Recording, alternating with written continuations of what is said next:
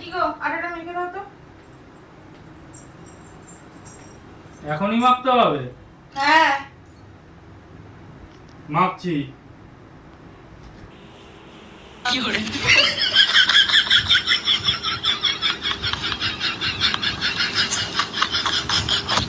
কি গো, আটাটা মাখা হয়েছে? হ্যাঁ, হয়ে গেছে। যাচ্ছি।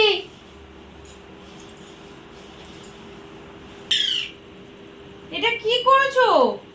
আমি আটা মাখতে বলেছি, রুটি করব বলে। এটা তুমি কি করেছো?